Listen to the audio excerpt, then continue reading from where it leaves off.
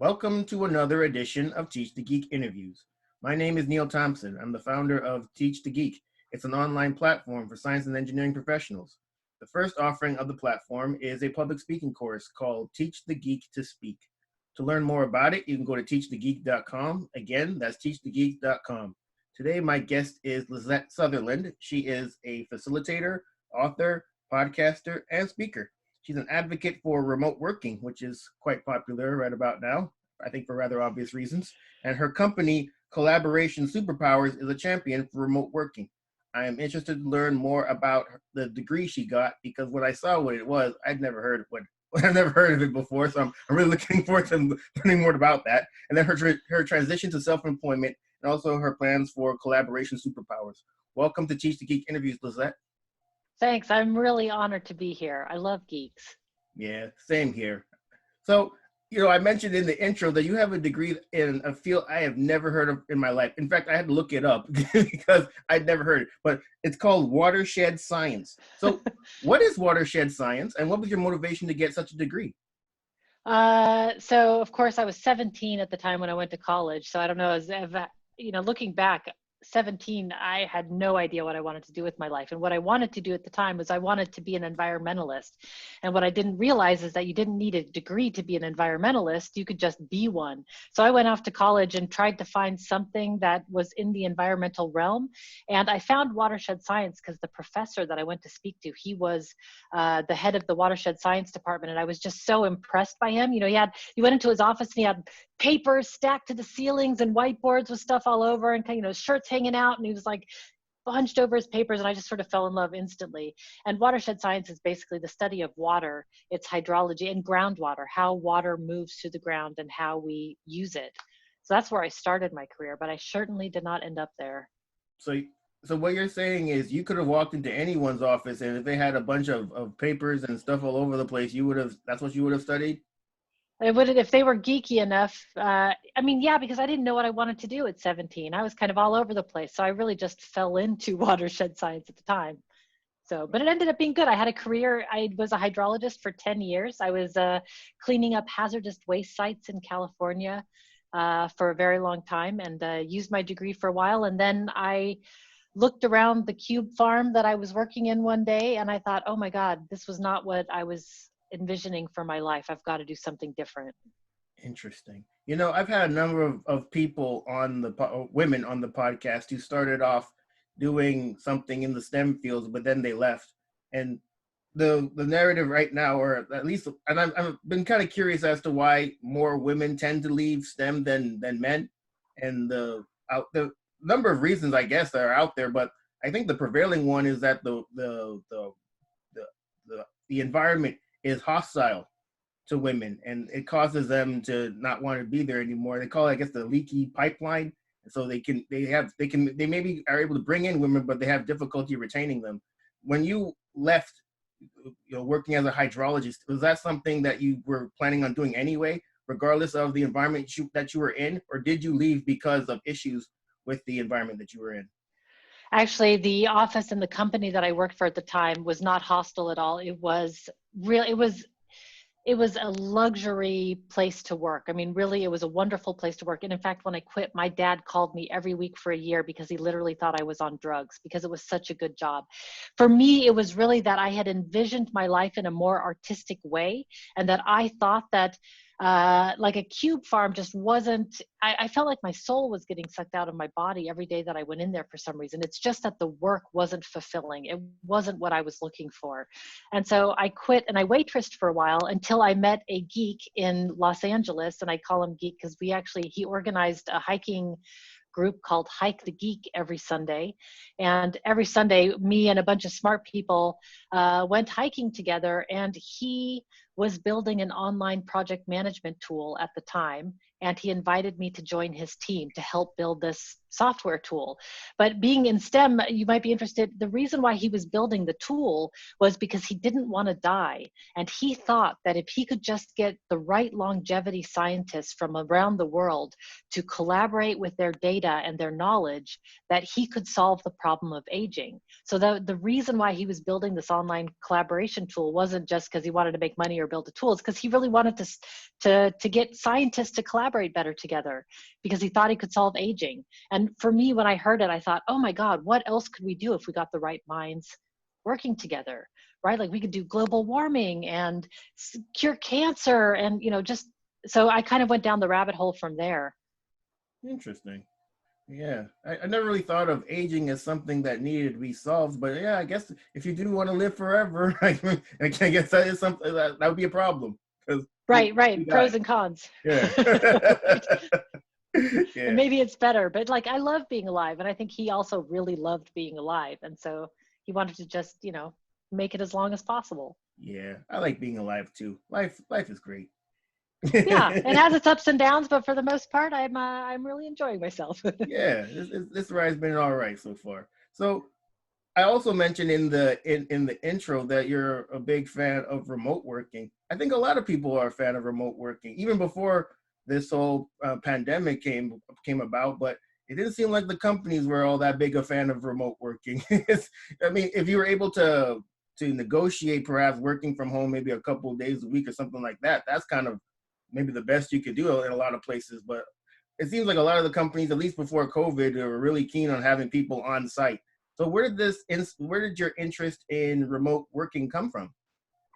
Well, it actually started with the guy that was building this online project management tool, because when I realized that it was because we were trying to make location the independent variable, that that I thought, oh, what else could we do? And so I started just interviewing and looking at companies who were also working remotely to see what they were doing and how they were doing it. And that's when I sort of got obsessed with the topic, was just seeing what are people doing out there, what best practices are they putting in place to make it happen. And of course, the freedom that it offered me personally. Once you've tasted that freedom, you're never going back to a cubicle farm again. Not if you can help it, of course. I mean, I wouldn't say never. If I really needed the money, I would totally do it, like any job. But yeah, I started because once I tasted freedom, I could never go back. And then I thought, oh, I would love to be able to offer this to other people as well. And you're right, though, that a lot of companies didn't want to go remote before COVID. And I think it was mostly because managers thought that the work wouldn't get done, and that they were really afraid that people would just go home and be lazy and like watch Netflix on the couch. But what we've seen during COVID, and actually what we've always known to be true, is that people tend to overwork instead of underwork. And laziness is really not the problem. Burnout is definitely the thing that managers need to be more aware of when they go remote. So if COVID had shown us anything, is that people are not lazy for the most part, and that we love, when we love our work, it's hard to turn off. Yeah. Because of the pandemic, do you think even after a vaccine comes out and perhaps it's even safe to go back to working on site, do you think these companies are going to change their tune and think that working from home might be the strategy going forward? Well, what I'm telling people is I really believe that the future of work is choice. So the choice for the individual to work when and where we're most productive, but also the choice for the company to decide how remote they want to be. I know that like Netflix in San Francisco, the CEO famously wants everybody to work back at the office again when COVID is over. And I think, great, like that's the company he wants to build. I'm sure there's a lot of people that want to work at the office again, so he'll attract the people that want to work there. I do think, though, that the vast majority of companies need to be setting up their working practices to be hybrid, where some people are in the office sometimes and some people are at home, because so many people enjoyed working from home during COVID. I mean, working from home during COVID is not the same thing as remote work, right? We're working at home during a pandemic. It's totally different. Usually your kids aren't home, you're not trying to homeschool them and share technology and Wi-Fi and have your whole family there while you're also trying to work. So it's not exactly the normal thing, but I don't believe that we'll never go back to the way it was. The remote movement has now gotten a huge boost. That being said, people always, because I'm so enthusiastic about remote work, people always feel that I really advocate for remote all the time. I really advocate for choice, like for the person and the company. Yeah, because there are, I mentioned that there are many that like working from home, but there are others that actually like going into the office. They like going around the water cooler and then talking to other people. about what's going on in their lives and stuff, and then the other people that just kind of like hunkering down someplace and getting the work done. So I think you're right. If smart companies would be smart to offer that type of choice to people. Yeah, and then it just changes how our offices look, right? They become more of a collaboration space rather than, like cube farms or office farms or something like that. But it's really, we'll need to put better equipment in place, like conference rooms need to change to be able to accommodate remote attendees better. We'll need to be set up with virtual whiteboards so that people can whiteboard from home and from the office at the same time. Like the tooling and the infrastructures are going to have to change a bit to accommodate this new style of work. But I think once we're set up, sky's the limit. I mean, this is really the way to go. Yeah, I mean, and then not only that, but people can now live wherever they want. They don't have to live by where the company is. So maybe you could be making, good Silicon Valley money, but you could be living in the hills of Montana, not paying a whole lot of rent or mortgage, have a whole spread of land, but still be getting your work done. I'm sure your money goes a lot further in Montana than it does in San Francisco. Totally, totally. And I mean, since COVID, there has been kind of like famously from San Francisco, a mass exodus of people, like as Twitter closes down their office permanently or giving people the choice to work from home permanently, and a couple of the other companies, there's been quite an exodus. So that's been interesting because I lived in San Francisco for a long time, and I recently went back after 15 years of not being there, and it was shocking how crowded, like how much had changed in those 15 years. So I can understand that people would want to leave for a little bit more space. Yeah. I don't know if you answered this, but I'll ask anyway. I know you left your job as a hydrologist to start your own thing. Was it always your goal to start your own thing, or did you kind of fall into that? Or were you actually thinking maybe I'll go get a job someplace, or get a job somewhere, but starting my own business wasn't in the cards at the time? No, it was totally not in the cards to start my own business. I am by no means an entrepreneur. I fell into it, and then it sort of succeeded despite me. I would say. I mean, my the way that I've made it work is that I just worked really, really, really hard for a long time. But I by no means am an entrepreneur. When I quit my hydrology job, my plan was to work as a waitress until I found something else. I was a bit burned out after 10 years of working in that field. And I thought, oh, I'm just going to like take a break, move into a really inexpensive apartment and take a break and see what happens. And then after a year, I found this other job where we were building an online project management tool. And even then I was working for this other guy, this geek, I'll call him a geek because he ran Hike the Geek. And I was working for him. And then I decided I was going to move to the Netherlands because I was working on an online project management tool where I could work from anywhere. So what was I doing in Los Angeles? I thought I could live anywhere. So it's a long story how I picked the Netherlands. But when I got to the Netherlands, the company I was working for went out of business overnight. And so I had a choice I could stay in the Netherlands and see if I could make it work, or I could move back home and start over again. And I thought, well, I'm going to do the same thing at home as I would here. It's just a little bit more complicated. Might as well stay here. So that's when I just started working really, really hard to make it work. So it's not my intention to become an entrepreneur. So when it comes to the work that Collaboration Superpowers does, what is that work?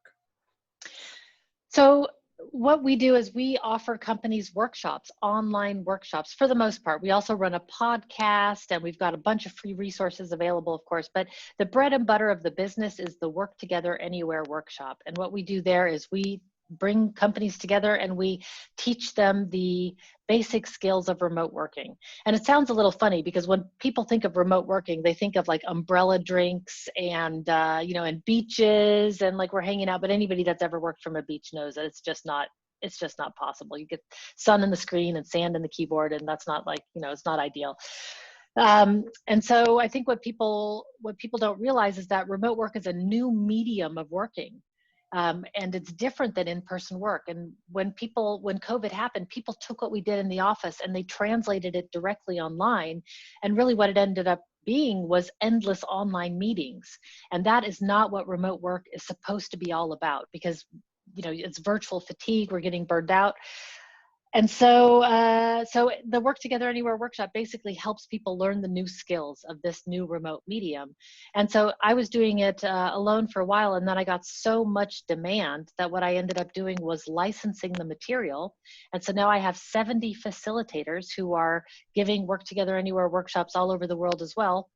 And they license the material from me on an annual basis. So that allowed me to scale my company, but still stay a solopreneur, because I didn't want to have employees or giant amounts of overhead. I wanted to be able to shrink and expand in accordance to demand. So, when COVID hit, we really expanded the facilitator network. And then I'm sure as people go back to the offices, because they're craving in-person time, that will shrink again, at some point, just depending on demand. So yeah, our bread and butter is the workshop. Okay. So when it comes to those facilitators that license the materials from you, is there ever a worry that they might go rogue and start doing their own thing based on your materials? There is always a worry for that, but I just decided I was going to trust that people would do the right thing, and they could go out and yeah, they've got all the material. They could then change it and make it their own and do their own thing. What they get by being a licensed facilitator is one, they get all the updates that I make. I have all kinds of opportunities because I have companies coming to me saying, I need to train 300 people.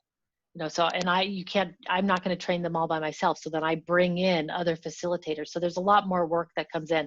So yeah, you could go out and network on your own, but as a community, we're way stronger together, and there's a lot more opportunities that come our way. Yeah, that's absolutely true. So you mentioned that you have a podcast as well. So what's the podcast about, and what could people hope to get from it? So the podcast is stories of remote teams doing great things. And what I do is every other week I interview a company that's working remotely, and we dive into what are the challenges that they face, and what's really hard for them, and then what were the experiments that they took or that they did in order to improve their conditions. So it's all just about like things that worked, things they tried and worked or didn't work, because there's a lot of like explosions out there too that I think are really fun to know about. So yeah, it's interviews with companies who are like rocking the remote world and inspiring others, hopefully, to do the same. Are they forthcoming with those failures, or is this something you kind of have to pull out of them? Usually what I try to do is build some trust and rapport at the beginning of the interview so that they're more comfortable. But before they go on the show, I really tell them, people are not here to hear like rah, rah, rah, remote work rules. Like they're really here to hear how did you solve the struggle? Because everybody's struggling. Like it's just like working with any team, even in person, there's going to be some things that come up, and remote is exactly the same. Everybody's struggling. So you kind of want to hear, yeah, you want to hear what the people have done. And I think in the community and in the circles that I run with and the people that I'm choosing, most people have an experimental mindset where they're used to failure, and it's not such a bad thing. It's more of a learning opportunity. So failure might be the wrong word for it. It's like an experiment. Did it work or did it not work? And what did we learn from that experiment? Okay. Yeah, I was just thinking that because you are an advocate for remote working, you want to present it in the best light possible. You wouldn't want somebody to listen to a podcast episode, here's these issues that they might have, and say, you see, this is why we don't do no damn remote work. Right, it's true. Yeah, Back but to I the also office for don't you. want, yeah, exactly. But I also don't want to pull the wool over people's eyes and have people think it's all umbrella drinks and pajama bottoms. It's totally not that. It's totally not that. So yeah, I want to paint a fair picture, and also just that people know that it's possible. And I think that was one of the biggest things that came out of COVID, is that all the doubters really saw that it was possible if necessary. It might not be ideal or what we like, but it certainly is possible. I noticed also that you wrote a book. So what was the motivation for the book, and what do you hope people get from that? So in the beginning, the book was just a lie to get people to be interviewed on my podcast. So I would say like, hey, I'm writing a book and I'd love to interview you as part of the interview process for the book. But I had no intention of writing the book. And then people started asking about the book, and what it turns out is that there was a real need on the market, which I didn't know. There's a real need on the market for a book like this. So as soon as people really started asking about the book, I thought, oh no, I've got to write this book now. So it took me a long time, and I learned that I'm not a writer. I had this romantic notion of like, oh, I'm gonna like sit in my wooded cabin with cappuccinos and be a writer, and it was nothing like that. It was really, really, really hard work. So what I hope that people get out of the book, though, is that there are concrete tips and practices. It's not theory. It's like, this is what so-and-so tried. This is what worked and what didn't work. Here's the tools that they used. Here's something that you can try. So it's concrete things that you can try on your remote team. It's not abstract, like weird theory stuff. I really tried to make it practical, because I don't know, that's just what I like. You know, I don't want to hear the abstract behind it. I want to know, like, okay, how many push-ups do I need to do to get biceps? You know, I don't need to know all the stuff behind it. Yeah, I get you on that. When it comes to public speaking, is that something you've always been good at? And if not, what'd you do to get better at it? I don't think anybody's born being good at public speaking. I can't imagine. I mean, if they are, like, oh, like praise. No, but the thing about me though is I've never been afraid of it. I didn't start out being very good at it, but I was never afraid. And one of my mottos actually from the very beginning was, if they're going to give me a microphone and ask me to sing, I'm totally stepping up to the mic every opportunity I get. And I don't know where that came from. I'm just really glad that I have it, because what I have noticed, especially in the beginning when I was doing podcasts, is a lot of women are so afraid to speak out either on a podcast or on stage, that actually it ended up being a big advantage for me, that because so many women said no, that I had a lot more opportunities because I was saying yes to all of them. And I'm just as scared as the other people. I'll tell you that. Before every talk, I'm trembling and I'm just freaking out. But I feel the fear and do it anyway, as I think the difference. And so the thing that I did to get better at it is I joined Toastmasters. That was awesome. That was probably the best thing that I could have done. And then when I got talks that were really high profile, like the TEDx talk and a couple of other ones, I hired a coach to help me prepare the talk and to help me practice. And I'll say some of the tips, like one of my favorite tips from the speaking coach that I got, he said, practice in different pitches of your voice. So like do the whole talk in a really low voice and then do the whole talk in a really high voice, because when you get nervous, the pitch of your voice changes and it will distract you on stage if you're not really used to that in the beginning. So, and like also practice laying down, practice standing on one foot, practice standing on a chair, and like in different directions. Because he said when you're on stage, like random things will happen and you'll need to be used to the distraction. So if you practice with random distractions, then your brain is just more adapted to whatever circumstance that you're going to be in. So I used to like go to the park and practice on a park bench, and then I would like practice in my room, and then I would go to another place and like lay down on the floor and practice looking up at the ceiling. And it was weird. Like, no, I closed the curtains, like nobody saw, but it totally helped in terms of. And so I think in order to be a good public speaker, the key is practice. So you would close the curtains when you were practicing at home, but there were no curtains to close when you were standing on the park bench. Yeah, that's true. Then I just looked like a crazy woman talking to myself on the park bench. But I thought, there's nobody's bothering me, and yeah, it just really helped. You got to practice in lots of places. Yeah, for sure. When it comes to your presentations, do you have a process for putting them together? And if so, what is it? I use the Beyond Bullet Points format. And I don't know if you've ever heard of the book, but it's a brilliant book called Beyond Bullet Points. And in that, there's a formula that one uses to create your talks. And one is you start out with like the role, like who are the audience members in relation to your topic. And then there's a setting. And then you want to take people from point A to point B. And like, what is point A and what is point B? Where do you want people to go and what will they walk away from? And so I use every speech that I give, I start with the Beyond Bullet Points template and I just work through the template and then I massage it from there. And then I get my slides professionally designed so that they are beautiful. One of the things that I've noticed on stage is that it matters if things look good or not. Like, or even when I give my virtual presentations, like it matters. It's not going to make or break the talk. If you have a really good talk, if your slides are ugly, it won't really matter. But when they're beautiful, it doesn't hurt.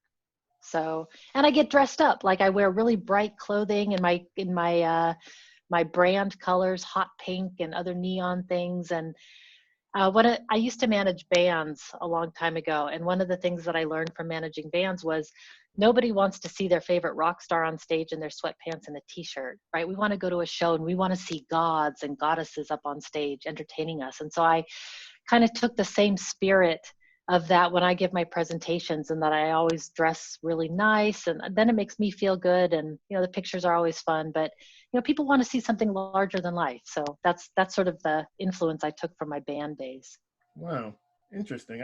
You know, you've offered some really interesting tips that I never even considered before, especially the one about staying on a park bench and practicing your presentation. If you're in San Francisco, nobody will even like blink twice, right? Because there's enough people outside talking to themselves. Right. You'll blend in for sure. You're just one of the population. You're just one of the regulars. Exactly. But I really like your point about feeling the fear and doing it anyway. I mean, that doesn't just apply to public speaking, but that just applies to life in general. I mean, yeah, I really like that one. And then the you know, using different pitches, and then also, you know, just doing your speeches or your presentations in different ways so that you can get used to distractions. I think that's an excellent tip as well. Are there any others that you'd like to offer? So this is kind of it's almost already been said, but one of the things that now that I've got a niece and nephew, and they're 3 and 6, and so they're this weird age. But one of the things that I've noticed with them is that the first time you do anything, it's going to always be super scary. So we have that conversation every time we go out and do something new. I'm like, okay, it's going to be scary the first time, right? And they're like, yeah, it's scary the first time. And I'm like, but we're going to do it anyway, right? So I guess it goes back to the whole feel the fear and do it anyway. So I always just tell people it's going to be scary. Whatever you try the first time, it's going to be weird and scary, and you're not going to be very good at it. I would just push through and keep going. Yeah, that's excellent advice. Is there anything else that you'd like to add about things that you're working on, Lisette?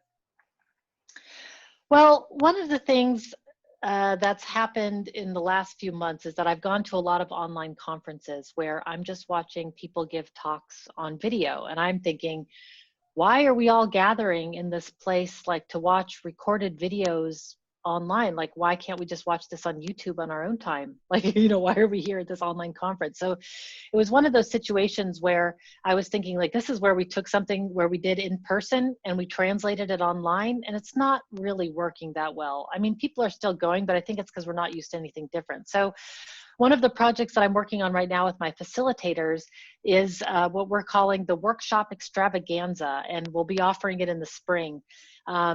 And what this is just a series of online interactive workshops. And the rule is no presentations and no PowerPoints, just workshopping.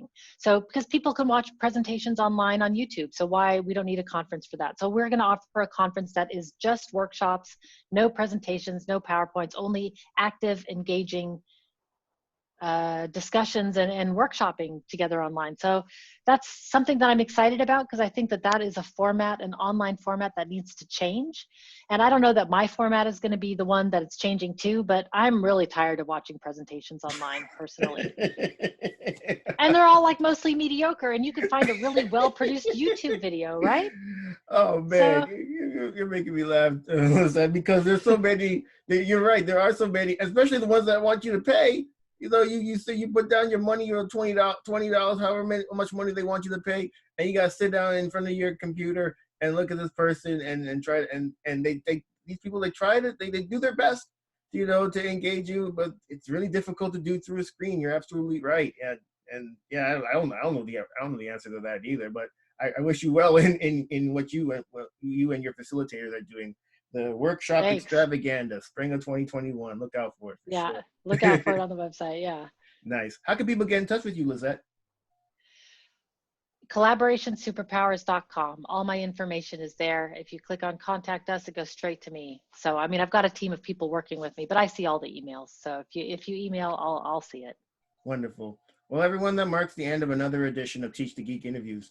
My name is Neil Thompson. I am the founder of Teach the Geek. It's an online platform for science and engineering professionals. First offering is Teach the Geek to Speak. It's a public speaking course. You can find out more about it at teachthegeek.com. Again, that's teachthegeek.com. Until next time, take care and stay safe. Thanks, Lisette. Thank you.